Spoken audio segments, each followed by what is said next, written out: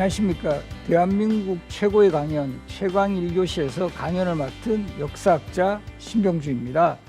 저는 건국대학교 사학과에서 학생들을 가르치고 있고요.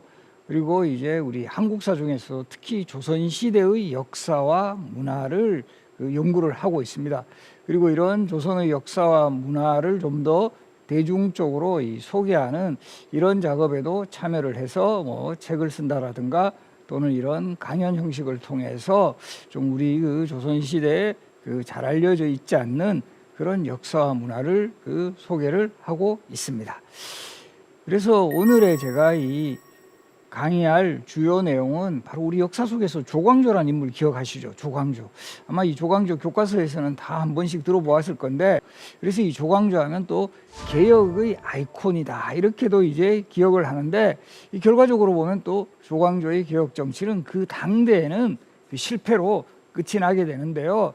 그래서 오늘의 강연 주제는 미완의 개혁가. 결과적으로 이 개혁이 그 당시에는 성공을 하지 못했으니까 이 미완의 개혁가 조광조의 꿈이라는 주제로 한번 오늘 강연을 시작을 하겠습니다.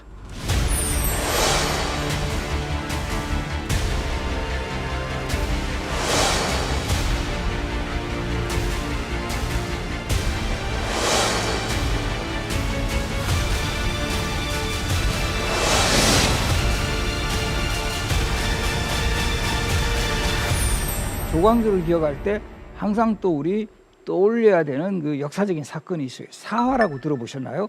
살인파들이 화를 입었다 이렇게 우리 용어가 정리가 되는데, 우리 역사에서 16세기에는 크게 4번의 사화, 15세기 말이긴 하지만 1498년에 전개되었던 무오사화, 그리고 1504년 갑자사화, 그리고 이 조광조가 훗날 희생을 당하는 기묘사화, 그리고 이 1545년에 을사사화까지 4번의 사화가 일어나게 되는데, 연산군 시대에 2번의 사화가 있어요.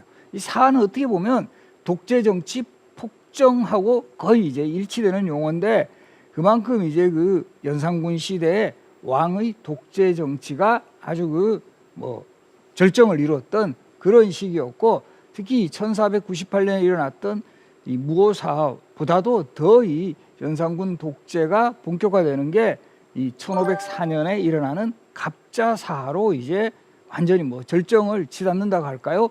그런 모습을 보이게 되는데, 바로 이 사화의 시대라는 이 역사적 조건, 특히 연산군의 폭정이라는 조건 속에서 결과적으로 보면 중종이라는 왕이 등장하고, 그리고 오늘 강연의 주인공인 조광조라는 인물이 바로 전격적으로 역사의 전면에 등장을 하게 됩니다.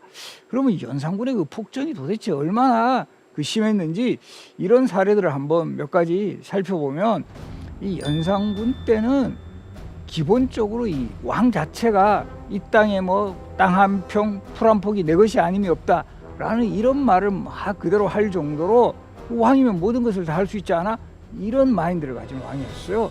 사실은 연산군의 아버지였던 성종 같은 경우는 상당히 신하들의 목소리도 잘 들으려고 노력했던 왕이고, 그래서 오히려 성종 같은 경우는 경연이라고 해서 신하들하고 왕이 함께 토론도 하고 소통도 하는 이런 자리를 제일 많이 만들었던 왕인데 비해서, 오히려 연산군은 세자로 있을 때부터 오히려 이 아버지 왜 저래?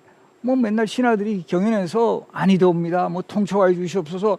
매번 왕을 비판하고 이런 이야기만 하는데 왜 저런 걸 회의를 하지? 나는 왕이 되면 저거 안 할 거야. 이렇게 돼서 사실 연산군이 왕이 되고 난 직후에 했던 대표적인 일 중에 하나가 경연을 폐지해버려요. 경연 같은 거 폐지해버리고, 결과적으로 보면 정치를 제대로 할 뜻은 없고 이 사치라든가 향락, 노는 데 정신 팔리는 거예요. 그래서 연산군 시대에 왕이 오르자마자 이 궁궐 주변에 민가를 다 헐어버려요. 왜 헐었을까요? 바로 이 민가를 헐어가지고는 그곳을 사냥터로 막 확장해 나가는 이런 모습을 보였고, 그리고 이제 궁궐에서 빠짐없이 파티 같은 거 그야말로 이 사치하고 향락하는 이런 모습들, 실록 기록에 이런 장면들이 많이 나오는데요. 특히 경회로에서 술자리를 자주 베풀고, 이곳에 배를 띄워놓고 요즘으로 치면 그곳에서 공연 같은 것도 하게 하고, 너무 이제 국가 재정을 이런 데 다 허비하는 거죠. 특히나 이때 이 그런 어떤 연산군이 이런 잔치 같은 거 할 때 분위기도 들려고 전국에 채용사라 해가지고 이 기생을 선발하는 사람들 참 이 요즘 표현을 하면 이 공무원을 그런 임무를 맡겨버리는 거예요. 이 채용사라 해가지고 가서 이 팔도에 그 기생들 뽑아오라. 그렇게 해서 뽑힌 기생을 칭하는 용어가 그 운평에서 승진하면 흥청이 되거든요. 그래서 맨날 그 흥청들 불러놓고 파티하고 이러니까 이 사람들이 이것을 조롱해가지고 했던 그 지금까지도 유행하는 대표적인 말 뭐가 있죠? 우리 흥청, 망청. 흥청들 데리고 놀면 나라가 망하겠다. 이렇게 해서 나온 말이 흥청, 망청입니다. 그러니까 연산군 또 본인이 자기가 이런 짓 하는 거 이게 뭐 자꾸 외부로 알려지고 이런 거에 대해서 상당히 이것도 부담을 느꼈던 것 같아요. 그래서 특히 그 왕을 그 수행하는 그 내관들에게 그 요즘으로 치면 이런 뭐 증 같은 거 이런 것들을 차고 다니게 해요. 우리 뭐 이렇게 그 공무원증도 차고 다니게 하고 뭐 회사에 다니면 회사 요런 그 뭐 이런 그 증 같은 거 사원증 같은 거 이렇게 요즘 또 목에 이렇게 차고 다니잖아요. 그때는 이런 팻말 같은 거를 차고 다니게 해요. 그 팻말 중에 신원패라는 게 있었어요. 말을 상가하게 하는 패 이런 뜻이에요. 이거 차고 다니게 하면서 여기에다가 뭐라고 적어 놓겠냐 하면 입은 화의 문이고 혀는 몸을 자르는 칼이다. 이게 무슨 뜻이죠? 입하고 혀 함부로 놀렸다가는 너 죽어 이런 식으로 나가는 거죠. 그러다 보니까 이 뭐 정말 연산군 때 아주 정말 궁궐에서 이상한 짓을 해도 이 함부로 말 잘못했다가는 이제 큰일 나는 거예요. 그나마 여기에 대해서 이 연산군에게 바른 말을 하다가 또 처형당한 인물이 있어요. 이 사실 넷이었는데 우리 김처선이라는 인물이 있어요. 마지막까지 이제 연산군의 그 잘못을 이제 그 정말 지적하는 그런 말. 그래서 이 기록에도 보면 김처선이 그 연산군에게 내가 이렇게 정말 충고를 하는 그날 가족들에게도 나 다시는 돌아오지 못할 것이다 하고 각오를 하고 간 거예요. 그 정말 연산군의 그런 어떤 부정이라든가 비리 이런 걸 이야기하니까 그대로 결국 화를 사서 그 김처선이라는 인물을 죽이고 정말 이 사지까지 잘랐다라는 이런 기록이 나요. 그리고 여기에 그 연산군의 분노가 그치지 않고 이 김처선의 이름에 처자 저것도 꼴보기 싫다. 그래서 우리 보면 지금도 24절기 중에 처서라고 있죠. 처서. 이 처서의 처서를 조서로 바꿔버려요. 그리고 우리가 또 보면 처용무라는 춤도 있거든요. 그 처자도 꼴보기 싫다 해가지고 풍rum으로 이름을 바꿨다는 정말 이런 해프닝까지 있었던. 그리고 이제 이런 상황에서 연산군의 독재적 본능을 또 더 끌어낸 게 바로 이 임사원과 같은 인물이 중심이 돼가지고 연산군의 어머니 폐비윤 씨의 이 죽음에 참여했던 이런 사람들의 명단을 쫙 알리게 되면서 결과적으로는 이게 다시 한번 정치적으로 큰 후폭풍이 돼요. 그래서 이 연산군이 그 우리 어머니 죽인데 참여했던 그 인물들 다 이제 뭐 요즘으로 치면 그 뭐 블랙리스트라고도 할 수 있죠. 블랙리스트 다 가져와. 이렇게 돼서 정말 광적인 그 희생 같은 거 이런 그 정치적인 뭐 복수국 같은 것이 펼쳐지는 이런 상황이 특히 갑자사이로 지속이 됐다라는 거죠. 그런 상황에서 그래도 이제 상당히 그 의미가 있는 것은 이런 폭정을 일삼는 폭군을 그대로 두지 않았다라는 거죠. 이 신하들이 반격이 시작이 되는 거예요. 이런 왕 정말 우리가 그대로 그 치하에서 살다가는 이건 뭐 신하건 백성이건 이거 다 이거 뭐 정말 그 제대로 살아남을 수 있는 사람 없겠다 해서 결과적으로 이 연산군에게 반대하는 이런 세력들이 결집이 돼요. 마침내 1506년 9월 바로 그 당시에 연산군이 있었던 곳이 창덕궁인데 창덕궁을 이제 반정군들이 몰려가서 결국 연산군을 끌어내 가지고 결국 연산군을 쫓아내는 바로 이런 역사, 이 반정이라 해요. 당시에 요 반정을 주도했던 세력들이 이제 박원종, 성희안, 유순정 이런 사람들인데 사실 이 박원종이라든가 성희안 같은 사람은 연산군하고 개인적으로도 악연이 있었어요. 어떤 악연이 있었냐면 박원종의 누이가 이 연산군의 아버지가 성종이잖아요. 또 성종의 형님으로 월산대군이라는 분이 있었는데 이 월산대군의 부인이었어요. 우리 가족관계로 보면 연산군에게는 큰어머니거든요. 이 큰어머니를 이제 간음을 했다. 그래서 그 수치심 때문에 그 월산대군 부인 박 씨가 자결을 했다라는 이런 기록이 있을 정도로 박은종의 입장에서 보면 자기 누이가 연산군 때문에 결국 자결한 거 아니죠? 자결을 했잖아요.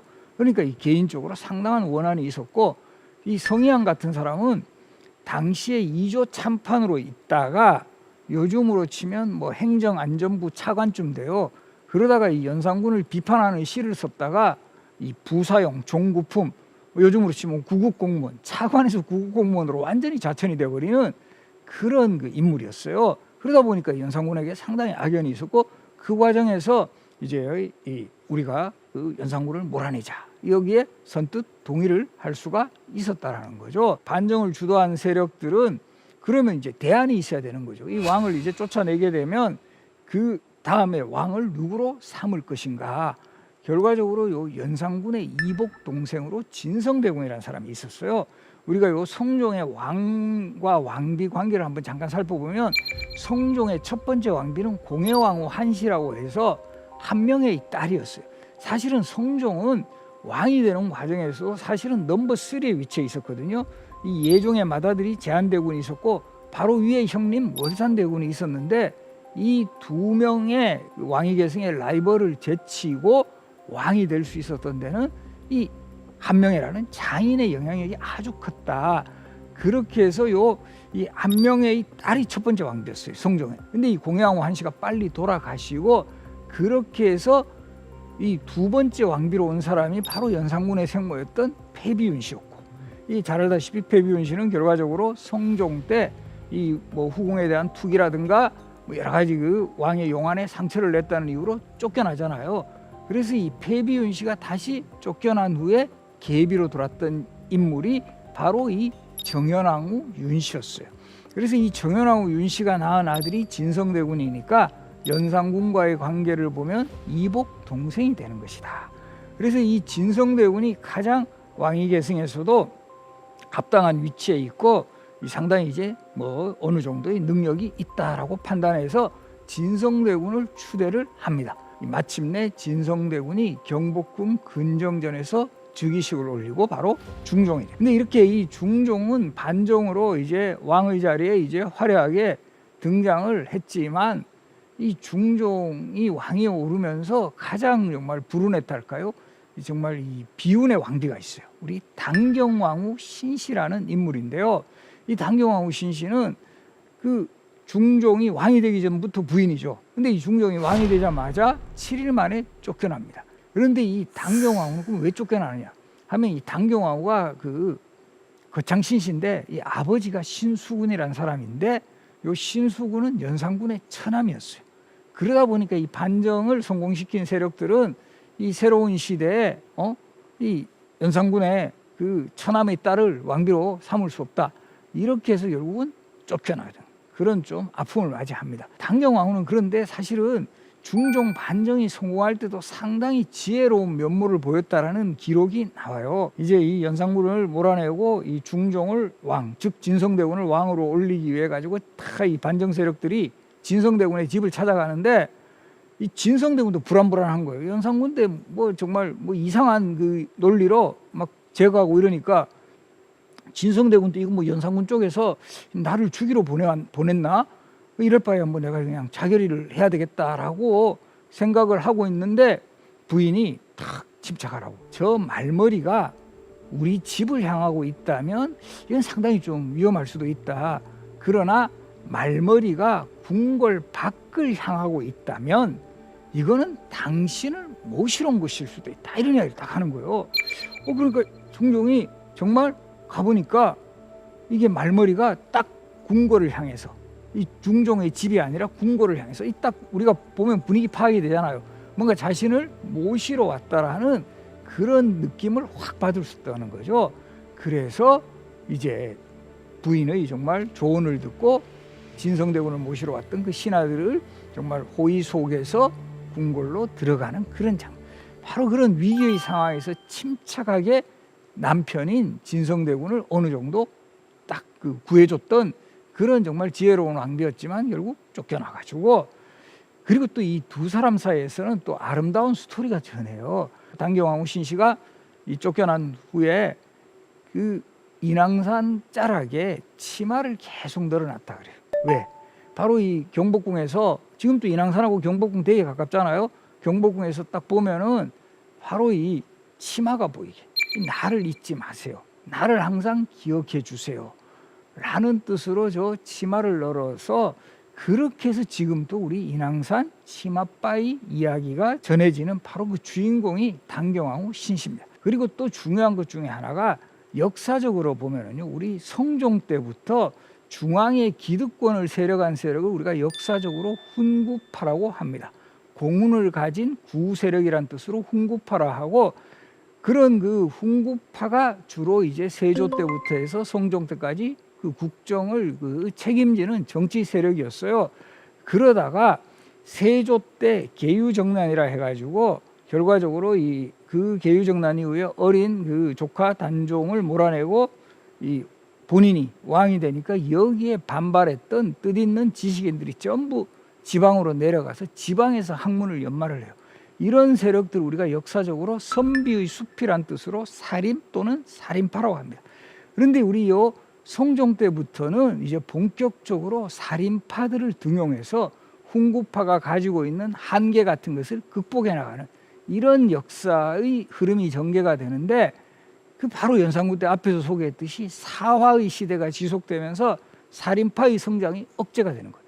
그래서 왜 살인파의 성장이 억제되냐면, 살인파들은 특징상 왕을 비판하고 견제하고 성리학에 좀 더 충실하는 그런 학자니까 연산군 입장에서 이 사람들 싫은 거예요. 맨날 나한테 쓴소리하고 뭐 이래라 저래라. 그런 과정에서 결국 사활을 일으켜서 살인파들이 대거 숙청당하는 이런 모습을 보였는데, 이제 중종이라는 왕의 시대에는 이 다시 살인파들을 잘 등용해서 살인파가 가지고 있는 학문적 능력이라든가 개혁적 성향 이런 것들을 잘 수용해야 할 수 있는 그런 그 단계, 뭐 역사의 흐름, 바로 그런 위치에 중종이라는 왕이 이제 조선의 11번째 왕으로 이 본격적인 활동을 해나가는 그런 시점이었습니다. 바로 그런 시점에 바로 이 강연의 주인공이 이제 조광조가 등장을 합니다. 바로 이 시기에 살인파의 성장이라는 도도한 흐름에서 조광조란 인물이 중종과 만나는 이 역사가 상당히 의미가 있다라는 거죠.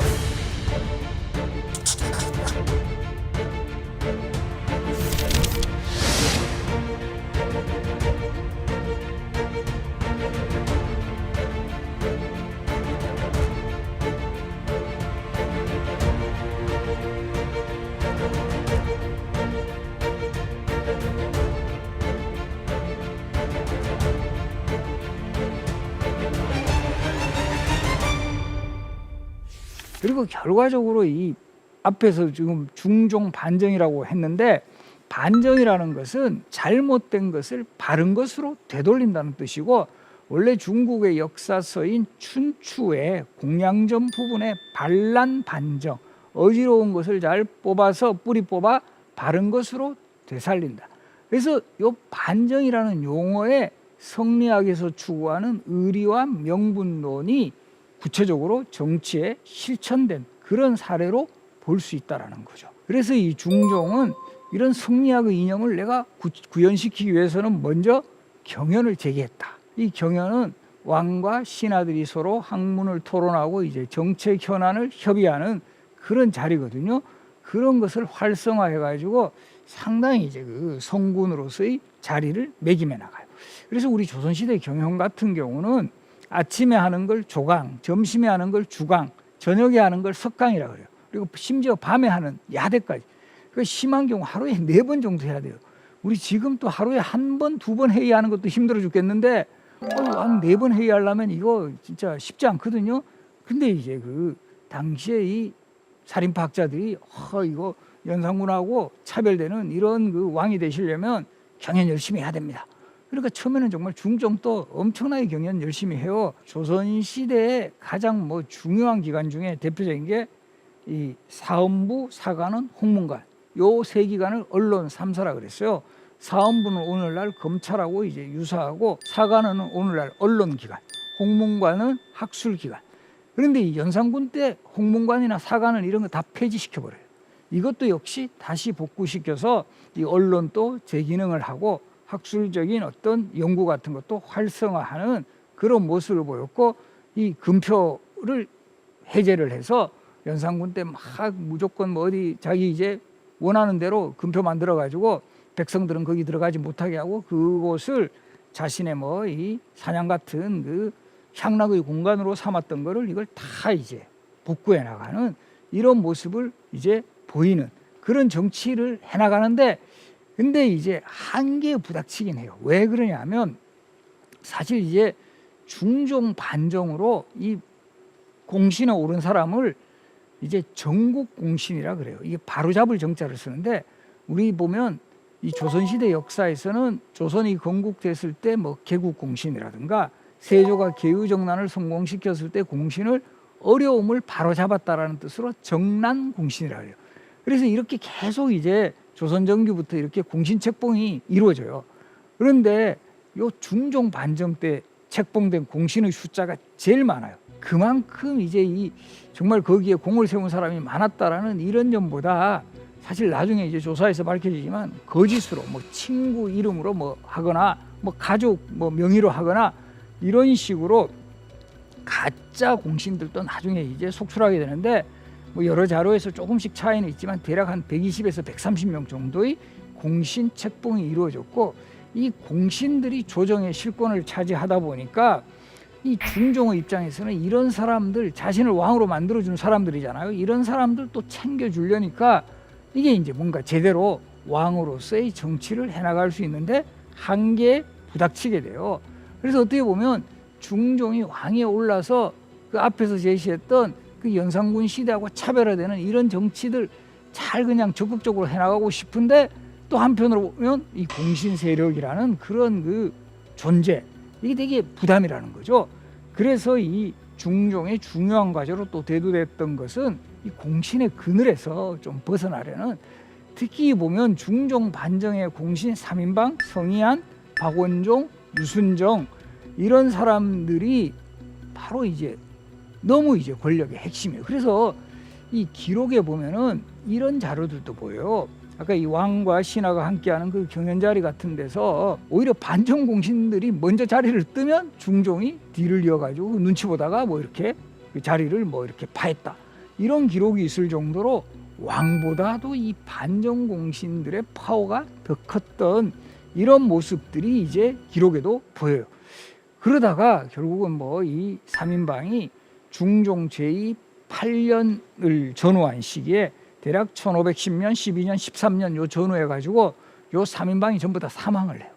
그러니까 이제 중종의 입장에서는 상당히 이제 부담이 적어졌고, 바로 이런 3인방과 같은 훈구 세력을 대체할 수 있는 새로운 정치 파트너가 중종에게도 필요했던 거예요. 무엇보다 중종에게는 살인파의 성장과 그런 살인파의 어떤 이념과 사상을 수용하려는 그런 생각은 분명히 가지고 있었거든요.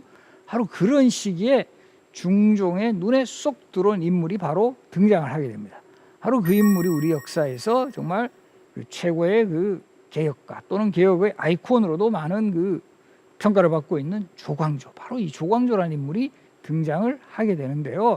그래서 조광조도 결국은 이 시대에 우리 학자들은 대부분 과거 시험을 쳐요. 그래서 조광조는 1510년에 일단 문과초시에는 장원급제를 하고, 조선시대는 또 과거 시험은 식년시라는 게 있고요. 요 식년시는 3년에 한 번씩 봐요. 그리고 알성시와 같은 왕이 직접 뭐 이렇게 성균관 같은 데 행차했을 때 특별 시험을 보는 경우가 있어요. 이런 걸 우리가 별시라고 하는데, 이 조광조는 초시의 장원급제가 상당히 그 능력을 인정받았는데 어머니 상을 당해가지고 잠깐 이제 좀 활동을 좀 주춤하게 하고 있다가 1515년 요 성균관에 있을 때, 보통 과거 초시에 합격을 하면 성균관에 입학할 자격이 부여돼요. 그러면 성균관에서 이제 공부를 하는 거죠. 그래서 예전에 그 우리 성균관 스캔들이라는 드라마는 바로 1차 시험에 합격했던 유생들끼리 만나서 우정과 뭐 여러 가지 그 거기에 있었던 일들을 보여줬던 그런 드라마였다라는 거죠. 그때 역시 조광조도 성균관에 있었고요. 그 조광조가 성균관에 있을 때 중종이 이런 그 유생들 이렇게 격려도 해주면서 뭐 요즘으로 치면 이때 왕이 한번 또 오랜만에 나타나셨으니까 특별 채용 시험을 치른 거예요. 알성시라고 합니다.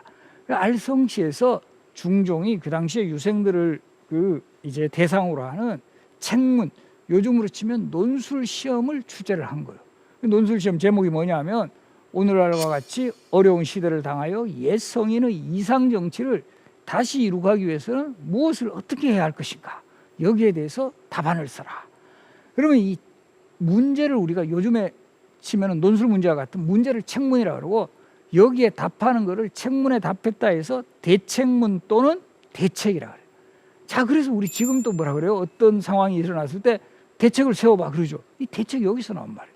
우리가 의외로 이건 과거 시험에서 나오는 용어들이 꽤 많이 현재도 남아 있는데, 대표적으로 과거 시험 답안지를 식권이라 그러거든요. 식권은 이렇게 1등을 제일 위에 올려놔요. 1등 답안지를. 그럼 1등 답안지가 밑에 있는 답안지를 누르겠죠. 우리 이걸 뭐라 그런다? 누를 앞 식권권, 악권이네. 악권이란 말 기억하시죠? 거기서도 역시 과거에서 나온 말이고, 그래서 이 조광조 답안이 이제 대책을 쓰는데, 결과적으로 보면 공자의 이 정치적 행적을 잘 이어받아야 된다. 법도와 기강을 확립해야 된다. 그리고 무엇보다 중국의 이 성인 시대인 요순 시대의 그런 정치를 우리가 잘 따라야 된다. 그런 내용을 핵심으로 하는 답안을 작성을 했어요. 그리고 이제 마지막 부분에는 성실하게 도를 밝히고 항상 상가는 태도로서 나라를 다스리는 마음의 요체로 삼으십시오. 이렇게 답안을 써요. 정말 이 답안이 지금까지도 남아있거든요. 저도 이 답안지 읽어봤는데 저가 읽어본 바로는 중종이 왜 이렇게 감동을 했지 하는 느낌이 조금 덜 드는데, 하여간 그 시대의 답안으로는 정말 최고의 답안이 됐다라는 거죠. 그리고 이 시험에서는 사실은 2등은 했지만 실제 1등 같은 2등이에요. 이 조광조가 딱 눈에 들어온 거죠. 중종 입장에서. 야, 저 친구 엄청 학문도 깊고 뭔가 이렇게 좀 비범할 거다, 이런 느낌을 받았을 거라는 거죠. 그리고 이제 이거는 제 추론인데, 조광조의 그런 아주 능력, 학문적 능력 이외에 이 조광조의 좀 외모덕도 좀 보지 않았을까라는 이런 생각도 하게 되는 대목이, 유몽인이라는 사람이 쓴 어우야담의 기록에 보면 이런 표현이 있어요. 우리나라의 조광조는 용모 안색이 뛰어나게 아름다웠는데 그는 거울을 볼 때마다 매양 이 얼굴이 어찌 남자의 길상이겠는가라고 탄식했다. 약간 조금 어떤 상황에 따라서 보면 조금 재수 없는 그런 좀 표현이기도 해요. 내가 이렇게 너무 잘생겨가지고 이것 때문에 나 참 오히려 고민이다 라는 이런 표현을 했다. 그래서 우리가 보면 조광조는 다른 기록에도 보면 풍채도 좋고 상당히 반듯하고 아주 잘생긴 그 외모의 소유자, 요즘으로 치면 약간 꽃미남 스타일이 아니었을까 이렇게도 보는데요. 우리 조선 시대에는 아무래도 이 기록의 외모에 대한 평가가 그렇게 많지는 않아요. 그런데 이 왕 중에서는 좀 외모가 아주 좋았던 왕으로는 문종, 우리 세종의 아들인 문종, 그리고 예전에 우리 구름이 그린 달빛이라는 드라마에서도 이렇게 나왔던 우리 효명세자, 이런 분들이 좀 외모가 뛰어난 것으로 이렇게 이제 기억이 되고요. 우리 이제 조선시대의 대부분의 왕들이 원래 실물의 모습은 거의 남아있지 않아요. 근데 이제 다행히 그 실물의 모습이 남아있는 대표적인 왕은 태조, 그리고 영조, 그리고 철종, 고종황제, 순종황제. 그래서 이런 분들은 이제 원래 그 당대에 그린 초상화가 직접 남아있어서 그 모습을 확인할 수 있고요. 또 되게 약간 이거 이례적인 것이, 우리 한명회 하면 예전에 워낙 모사꾼 이미지가 강해서 드라마나 영화 속에서도 그렇게 이제 좀 외모는 뭔가 이런 그야말로 술수부리는 이런 모습으로 많이 등장했는데, 사실 한명회는 기록으로만 보면, 실록 기록으로만 보면 상당히 이제 외모가 뛰어났던, 그 체격도 좋았던. 그러니까 어떻게 보면 한명회의 딸 중에 아까 성종의 왕비 공해왕후 한씨도 한명회의 딸, 그리고 예종의 결국 왕비로 나중에 추승되는 장순왕후 한씨도 한명회의 딸이에요. 한명회가 2명의 딸을 왕비로 보낸 거 보면 한명회의 외모는 우리가 흔히 드라마에서 본 것과는 달리 외모가 좀 뛰어났던 그런 부분도 있다라는 거죠. 그래서 이 조광조는 또 이런 외모만 뛰어났을 뿐만 아니라 요즘 표현으로 하면 그야말로 정말 바른 생활의 사나이예요. 자세도 너무 꼿꼿하고 이 흐트러짐이 없는, 완전히 그냥 공부하고 이럴 때는 정말 누가 와도 동요하지도 않는 그런 아주 그 철저한 그런 그 뭐 선비, 성리학자로서의 모습을 보여갑니다. 그러면서 이제 조광조가 이제 중종의 신임을 받아서 야말로 이제 두 사람의 뭐 동거라 할까요? 서로 이제 뜻이 맞았던 거죠. 이 중종의 입장에서도 연산군 시대의 그 시대적인 문제를 청산하고 이 살인파들이 좀 더 본격적으로 활동하는 그런 시대를 이제 그 주도하는 왕으로서 성장하기를 바랐고, 조광조도 이 성리학 이념을 바탕으로 하는 그런 정치를 이제 중종이 정말 실천해 줬으면 하는, 그러면서 이 두 사람은 완전히 파트너 관계가 되는 그런 모습을 보입니다. 그래서 이 조광조, 그리고 이제 조광조라는 인물 자체가 살인파를 대표하는 정치인이 된 거예요. 그 개혁 정치의 주요 내용을 보면 유교적 왕도 정치와 도덕 정치를 실천해야 된다. 그리고 이제 토지 소유에서는 이 상한선 같은 거를 설정을 해야 된다. 속격서라는 도교 제천 행사 주관 관청이 있거든요. 이 속격서를 폐지해서 성리학 이념으로 이 모든 백성들이 교화가 돼야 된다. 그리고 이 지방의 특산물을 납부하는 것을 그 시대에 우리 공물이라고 하는데, 이 공물의 폐단을 시정을 해야 된다. 이런 그 여러 가지 그 정책들을 이제 제시하고 이것을 하나하나 실천해 나갑니다. 그러기 위해서는 좀 더 이 언론의 위상이 강화된다. 그리고 이때 이 언론이라는 것은 주로 이 살인파들이 사관원이라든가 사원부, 홍문관 이런 데 포진해서 여기서 이제 그들의 그 목소리 이런 것들을 적극적으로 수용을 해야 된다. 그리고 이 성리학의 그 이념 지침서라고 할 수 있는 그 소학, 이 소학과 향약을 널리 보고해요. 향약은 이 살인파 또 성리학의 그런 정치 형태를 지방에 구체적으로 실천하는, 이거 예전에 뭐 우리 그 윤리 교과서라든가 이 국사 교과서에서도 부분적으로 언급되는데요. 향약의 4가지 덕목이라 해서 덕업상권, 덕은 서로 권한다. 과실상규, 과실은 서로 규제한다. 그 다음에 예속상교, 예스러운 풍속은 서로 교유한다. 마지막에 환난상교, 어려운 것은 서로 구제한다. 혹시 기억나시나요? 이 기억나신 분들은 옛날에 학교 다닐 때 공부 열심히 하신 분이 덕업상권, 과실상교, 예속상교, 환난상교로 대표되는 이런 이야기들을 계속 이제 지방사회까지 실천할 수 있도록 해서 향촌사회에서 스스로가, 요즘으로 치면 지방자치죠.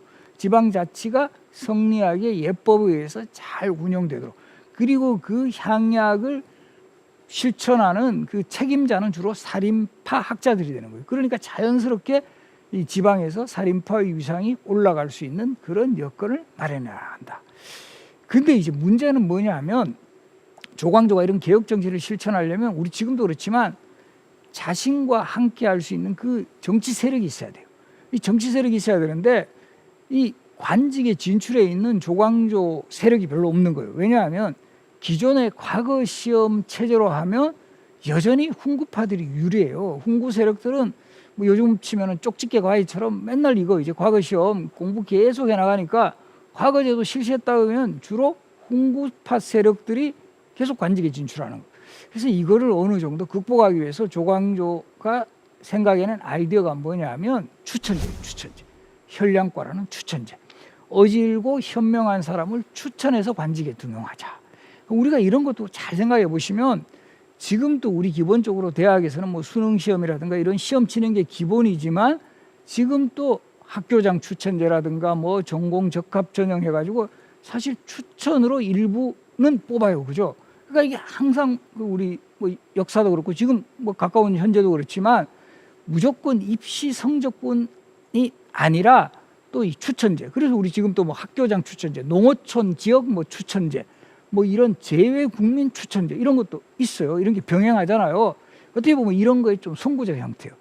근데 이게 문제가 되는 거는 뭐냐 하면 이 현명하고 어진 사람을 선발한다는데 실질적으로는 조광조 세력들, 자신과 개혁 세력을 함께 할 수 있는, 그래서 이 현량과 실시가 바로 이제 훈구파들이 본격적으로 이 조광조 세력에게 저항하는 데 있어서 아주 그 중요한 동기가 됩니다.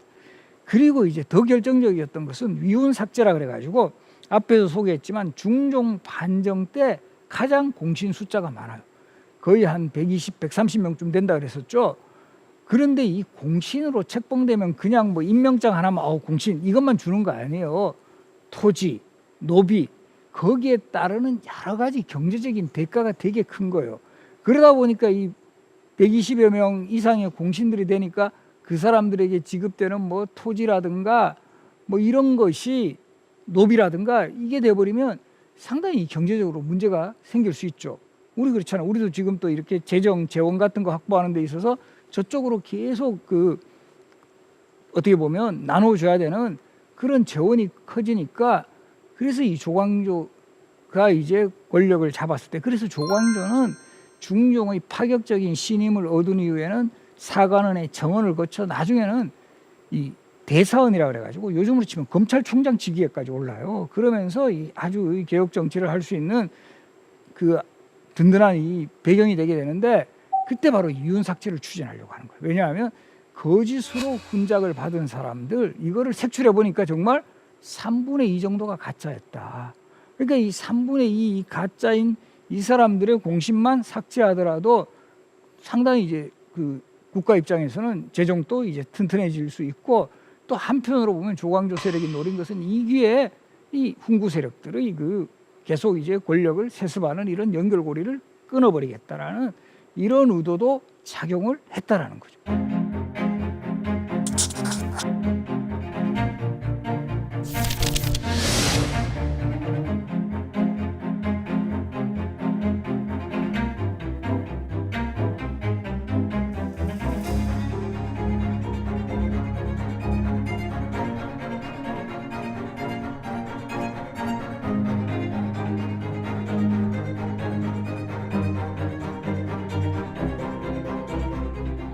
바로 이렇게 조광조가 적극적으로 개혁 정책을 추진하면서 이 두 사람이 정말 한때는 그야말로 뭐 호흡이 척척 맞는 동반자였다면 이제 서서히 조광조의 이런 개혁 정치가 좀 더 강력하게 전개될 수 있도록 이게 위험한 동거가 돼버리는 거예요. 그러니까 이 중종의 입장에서는 이제 조광조가 개혁 정책을 적극하고 뭐 현량과 실시하고 이윤삭제 할 때마다 이게 내가 왕이야, 지가 왕이야 이렇게 돼버려. 이 저울이 이렇게 기울어 버리는 거예요. 그러니까 이제 훈구파 세력 입장에서는 이렇게 기울어진 조광조로 기울어진 저울을 이제 반대로 바꿔놔야 되겠다라는 이제 평평한 것도 아니에요. 이제 조광조 뭐 요즘 표현으로 완전히 날려보내야 되겠다라는 이런 정치적인 여러 가지 그 계획들을 추진해 나가죠. 그래서 이 가장 이게 두 사람이 붙는 부분 중에 하나가 왕권 부분이에요. 이 중종도 처음에는 살인파들의 입장을 강화하고 뭔가 이렇게 좀 신하들이 권력이 연산군 때 그 문제가 많았으니까 독재 정치하면서 이 신권이 약화된 거 이거를 내가 이렇게 그 어느 정도 이 왕권을 어느 정도 이제 억제하고 신권을 강화시켜줘야 되겠다 이 생각은 했는 거예요. 근데 조광조가 세력이 커지면서 이게 너무 커져 버리는 거야 신권이. 이래서는 안 되잖아. 그러면서 이 조광조의 그 왕권 견제론에 이제 서서히 제동을 걸기 시작합니다. 그래서 어떻게 보면 중종은 이게 왕의 속성이기도 해요. 결과적으로는 태종과 같은 이방원이나 그 세조와 같은 이런 왕권을 강화하려는 이런 생각을 가지게 되는 거고 조광조 입장에서는 결과적으로 이 살인파의 개혁 정치가 결실을 맺으려면 왕권보다는 신권이 강해야 된다. 계속 경연을 통해서 왕이 먼저 도덕적이 대하시고 옛날 그 성군들은 다 이 신하들한테 이 권력을 줬고 왕이 먼저 모범적으로 공부하고 검소하고 절약하고 제대로 된 공부하셨습니다. 이런 식으로 이제 주장을 하고 어떻게 보면 다시 이게 재현돼요. 바로 이 이방원이 왕권 강화하는 과정에서 정도전이 결과적으로 희생되고 세조가 왕권을 강화하는 과정에서 사육신의 희생이 나왔듯이 어떻게 보면 중종과 조광조의 관계도 이런 모습의 재현이었을지도 모른다라는 거죠. 그리고 마침내 1519년 11월 15일 밤 그날 이 역사를 바꾼 엄청난 사건이 일어납니다. 우리가 이 역사에서는 기묘사라고 하는데요. 바로 이 기묘사 직전에 이 현량과 실시라든가 특히 위훈삭제가 본격화되면서 이 훈구파들이 결집을 하는 거예요. 이제까지는 뭐 워낙 중종의 신임이 강하니까 뭐 조광조가 개혁 정치에 나가고 뭐 소학 실시하고 향약 보급하고 이런 과정에서 뭐 그러지 얼마까지 하는가 한번 보자 이랬는데 이제 문제는 자기들을 좋아하는 거예요. 특히 위훈삭제 같은 경우는 훈구파 본인이 이러다가 내가 당하겠구나. 그리고 이 과정에서 중종의 흐름을 알고 있다. 중종도 조광조한테 상당히 염증을 내고 있다. 실제 경연을 자주 하고 이러다 보니까 중종의 입장에서는 경연에서 맨날 왕이 이러시면 안 됩니다. 특히 이 중종 때 지진도 많이 일어나요. 우리 역사 속에서 지진이 크게 일어났던 대표적인 시기가 바로 중종 때인데, 지진이 일어났을 때도 이 중종에게 이 조광조와 같은 신하들이 이 왕이 잘못해가 그렇다. 이 왕이 제대로 이제 뭐 정치를 똑바로 하셔야 돼. 중종이 상당히 스트레스 받는 거예요. 그런 과정에서 훈구파들이 이 조광조가 이거 왕권까지 넘보는 그런 인물 아니냐. 중종 생각해 보니까 맞아. 지가 왕이야, 내가 왕이야? 이런 생각을 하게 됐을 때 바로 이제 훈구파 세력들이 움직입니다. 그 자신의 딸이었던 희빈 홍씨를 중종의 후궁으로 보냈던 홍경주, 그리고 이 난곤 심정, 이런 사람에다가 또 이 중종의 후궁 중에 경빈 박씨라는 인물, 다 이런 세력들이 전면에 등장하면서 조광조에 대한 부정적인 여론을 계속 만들어 나가요. 항상 예나 지금이나 이런 그 왕하고 누가 가까이 있느냐, 이게 되게 이 정치 권력을 좌지우지하는 아주 중요한 요소예요. 이제 훈구 세력들이 중종을 자주 만날 수 있는 이런 채널을 통해서 조광조는 정말 왕권까지 넘보는 위험한 인물입니다. 이걸 계속 주시켜요. 그리고 자기 당파를 형성해서 보십시오. 현량과 같은 거 실세가 자기 세력 다 확보하지 않느냐. 이게 결국 뭔가 결과적으로 이 왕권을 제압하려는 겁니다. 이러니까 이 중종도 흔들리는 거죠. 그런 과정에서 우리 또 연려실기술과 같은 기록 보면 이런 내용도 나와요. 그 주초위왕이라는 글씨가 궁궐에 막 들에서 발견된다. 이 나뭇잎에다가 주초위왕이라는 네 글자를 썼는데 주와 초를 합하면 조씨가 되는 거예요. 조씨가 왕이 된다.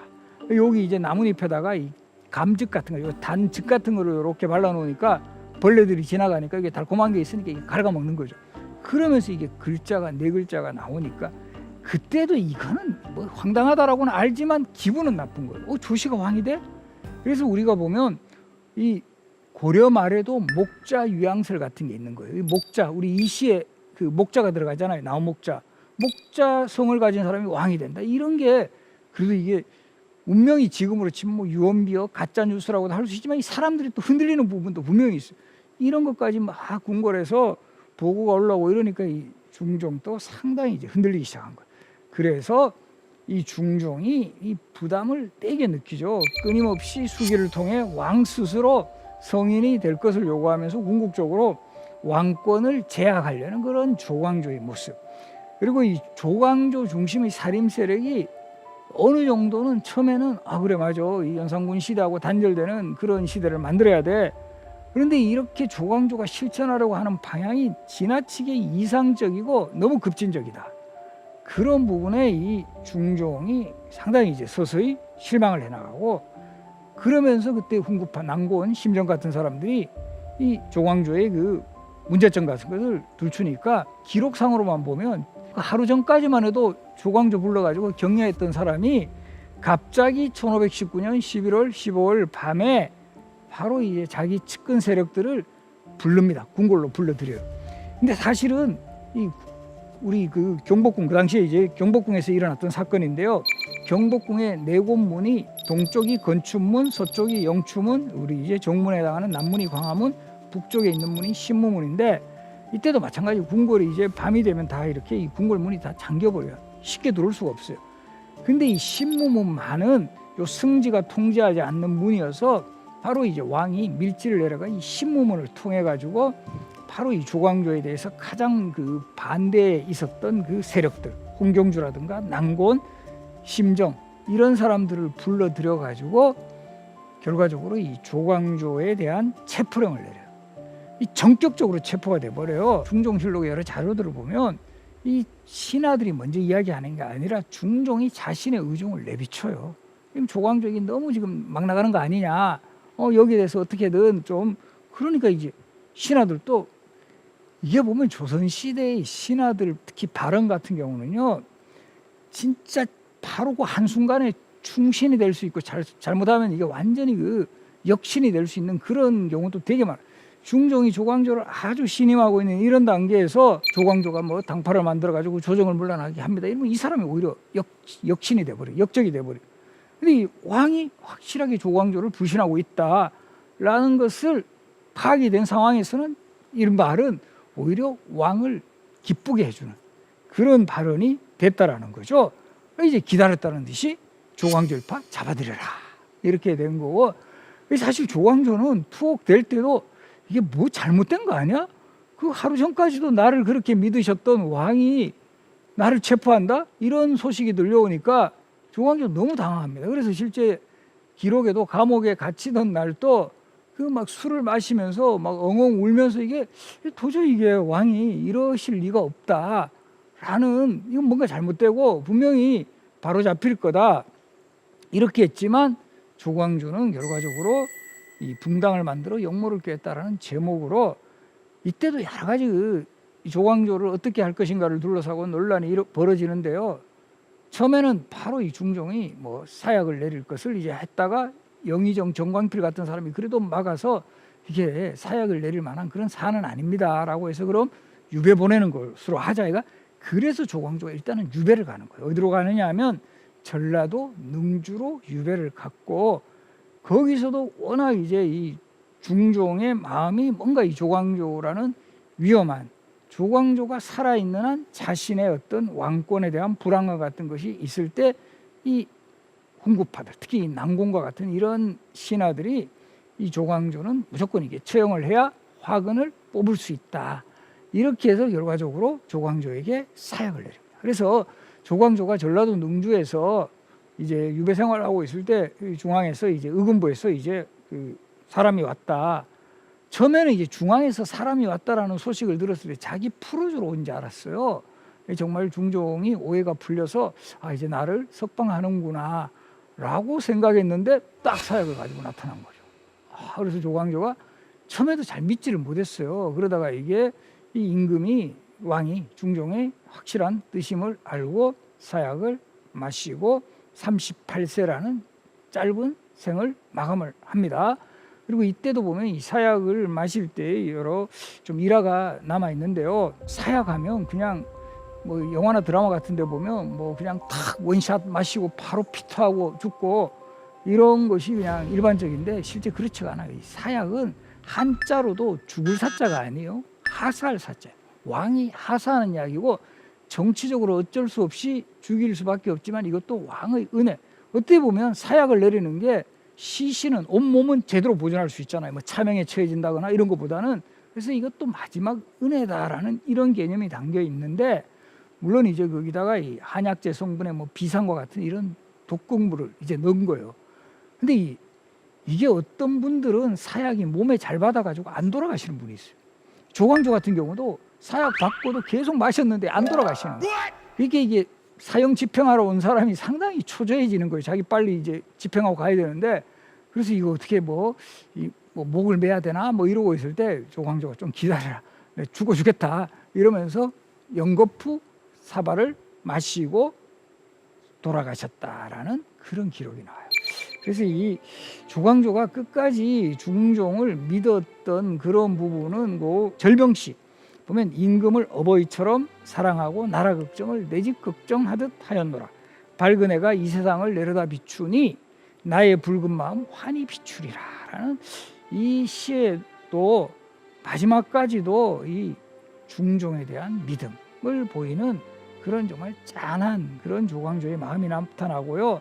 이 조광조 묘소는 지금 용인에 가면 이 결국 유배지에서 이곳으로 옮겨와서 용인에서 이 무덤이 만들어졌고요. 이런 인연으로 지금도 용인에 가보시면 신곡소원이라는 소원이 있습니다. 이 조광조 선생을 배양한 소원인데 요 용인에 신곡소원이 있고, 또 그 조광조가 마지막으로 이제 그 사약을 마셨던 그 목숨을 잃었던 그 전라도 능주, 지금 이제 화순 쪽인데요. 거기에는 죽수소원이라는 또 소원이 조성이 되어 있습니다. 결과적으로 이 조광조를 기억하는 그런 모습들, 그리고 이 조광조를 또 기억하는 공간으로 대표적인 게 지금 전라도 그 담양에 가면 소세원이라고, 이 한국의 민간 정원 중에서는 가장 아름다운 곳으로도 꼽히는데요. 이 조광조의 제자였던 양산보가 스승의 희생을 이제 결국은 이제 목격을 하고는 그곳에 정원을 짓고 이제 정치의 뜻을 버린 바로 그런 공간인데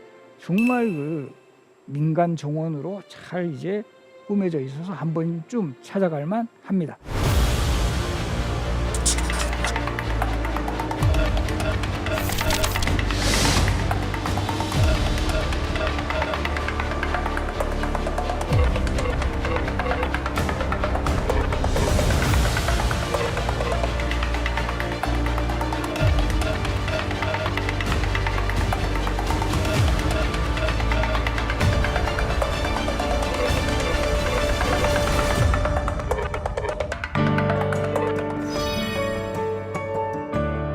미완의 개혁과 후대의 기억으로 살아나다. 당대는 물론 실패했어요. 그리고 그 완성을 보지 못했지만 후대의 조광조를 계승한 그 이황 이조식과 같은 살인파 학자들에게 조광조는 멘토가 되었고 결과적으로 그가 지향했던 사상과 이념을 실천하려는 움직임이 조선시대에 정착되었다라는 점에서는 당대에는 그 개혁이 성공을 하지 못했지만 후대의 기억으로 그의 개혁은 되살아났다. 이렇게 평가를 할 수 있습니다. 지금까지 대한민국 최고의 강연 최강일 교시 신병주였습니다. 고맙습니다.